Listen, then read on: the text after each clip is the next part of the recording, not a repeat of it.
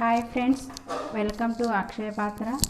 నేను మీ తాడిబోయిన లావణ్య యాదవ్.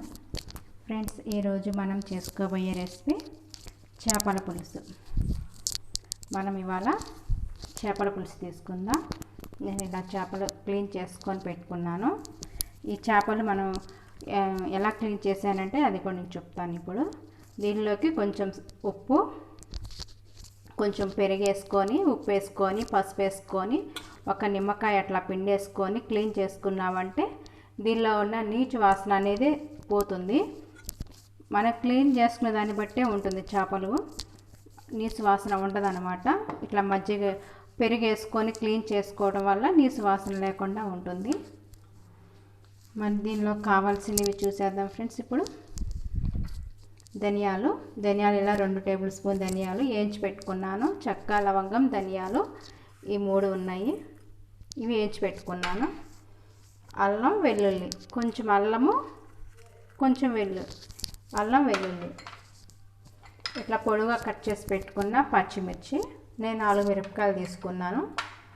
సన్నగా కట్ చేసిన ఉల్లిగడ్డలు, కొంచెం కొత్తిమీర, ఇట్లా 2 టమాటాలు కట్ చేసి పెట్టుకున్న టమాటాలు, మన తగినంత సాల్ట్, తగినంత కారం, కొంచెం పసుపు, కొంచెం ఆయిల్. మనకి చింతపండు పులుసులోకి మెయిన్ మనకు కావాల్సింది చింతపండు పులుసు.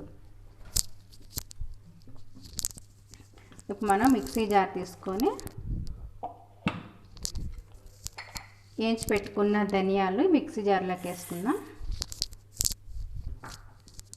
అట్లానే అల్లం, వెల్లుల్లి కూడా మిక్సీ జార్లోకి వేసేసుకుందాం.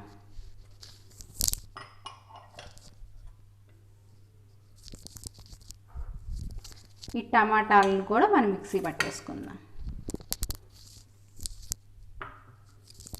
ఈ టమాటాలు వేయటం వల్ల మనకి చేపల పులుసు బాగా టేస్టీగా పులుసు ఉంటుంది కదా, మనకి ఎక్కువ గ్రేవీగా వస్తుందన్నమాట.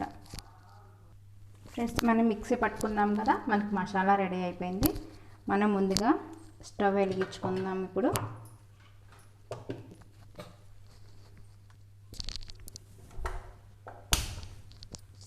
మనం స్టవ్ వెలిగించుకున్నాం కదా, ఒకటి ఎడల్పాటి గిన్నె పెట్టేసుకుందాం. ఇప్పుడు మనం ఆయిల్ వేసుకుందాం. కొంచెం ఆయిల్, మన చేపల కూరలోకి ఆయిల్ ఎక్కువే పడుతుంది. నేను 1 కప్పు ఆయిల్ వేసేసాను.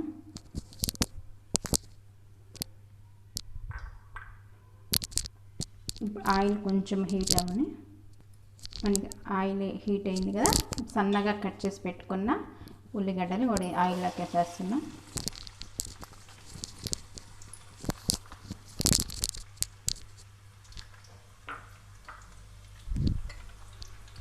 ఇట్లా పొడవుగా కట్ చేసి పెట్టుకున్న పచ్చిమిర్చి కూడా వేసేస్తున్నాం.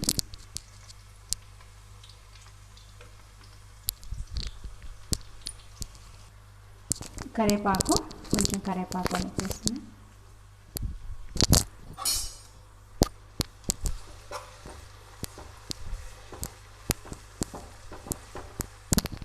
కొంచెం సాల్ట్ వేసుకుందాం. సాల్ట్ వేస్తే మనకి ఉల్లిగడ్డలు త్వరగా వేగిపోతాయి. కొంచెం సాల్ట్. ఇవి కొంచెం దూరగా వేయించుకుందాం.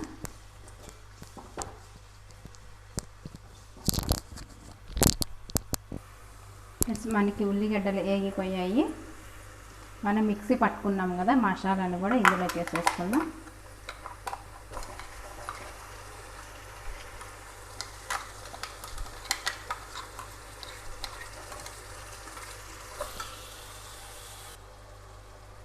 మనం మసాలా వేసుకున్నాం కదా, ఇది కొంచెం అట్లా తిప్పేసేస్తాం.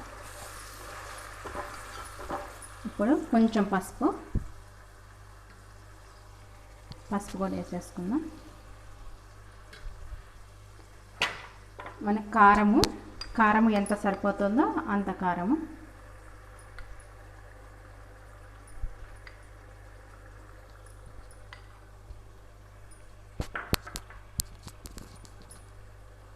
ఇప్పుడు కారం వేసుకున్నాం కదా, ఈ కారం అంతా ఇట్లా మసాలాకంతా పట్టుకునేలాగా పచ్చి వాసన పోయే వరకు వేయించుకుందాం.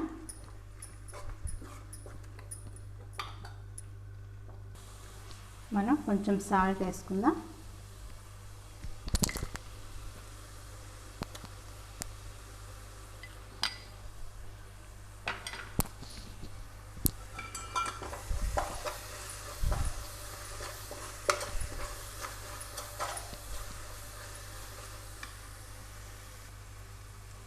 మనకి మసాలా వేగిపోయింది కదా.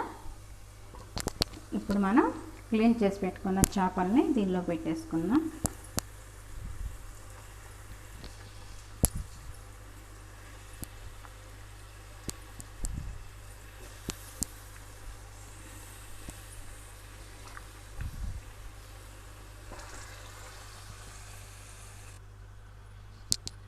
ఇప్పుడు చేపలన్నీ అందులోకి వేసుకున్నాం కదా.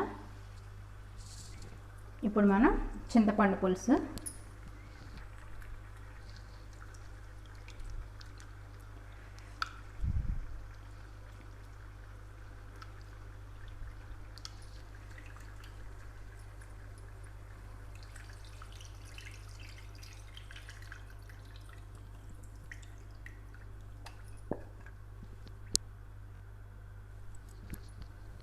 మనకి చింతపండు పులుసు ఉంటేనే మనకి చేపల రుచి ఎక్కువ ఉంటుంది. మనకి చింతపండు పులుసు ఎక్కువగానే పడుతుంది చేపలకి.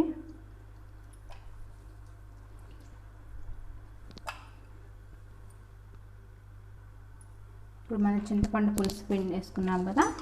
ఇప్పుడు ఇదంతా ఒక్కసారి దీన్ని పట్టేసుకునేలాగా కలుపుకొని మనం ఇప్పుడే కలుపుకోవాలండి. తర్వాత మనం ముక్క చితికిపోతుంది. తర్వాత గెంటె మనం వాడకూడదు, ఫస్ట్లోనే గెంటె ఉపయోగించుకోవాలి. ఈ అడుగున మసాలా అంతా ఇట్లా పైకి వచ్చే వరకు దీనికి ఇట్లా పెట్టేసుకో.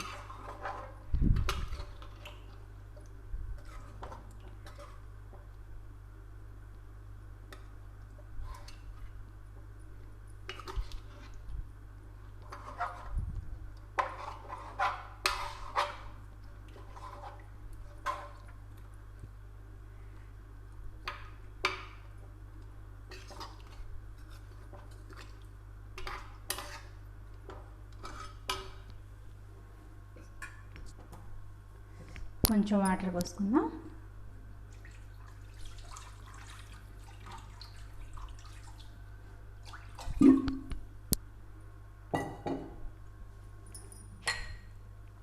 కొంచెం కొత్తిమీర,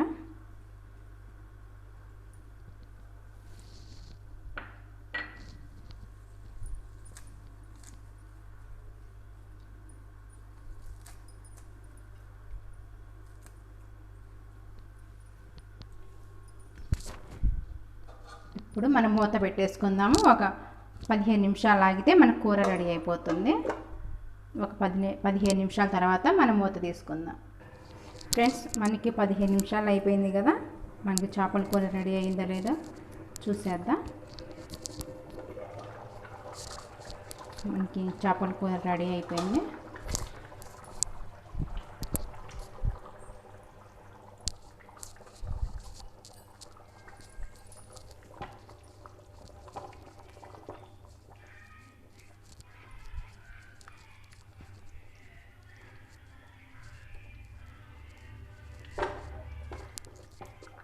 మనకి చేపల కూర రెడీ అయిపోయింది.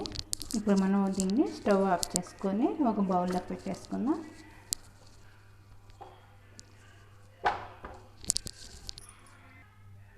ఫ్రెండ్స్, మనకి చేపల పులుసు కూర రెడీ అయిపోయింది. చూసారా ఫ్రెండ్స్, మనకి చేపల పులుసు బాగా వచ్చింది కదా. నాకు ముక్క కూడా ఇరిగిపోకుండా చాలా పర్ఫెక్ట్గా వచ్చింది చేపల పులుసు. ఇలాగనే ట్రై చేశారంటే చాలా బాగా వస్తుంది చేపల పులుసు. మా రాయలసీమ స్పెషల్ అన్నమాట ఈ చేపల పులుసు. మీరు కూడా కంపల్సరీగా చేసుకోండి.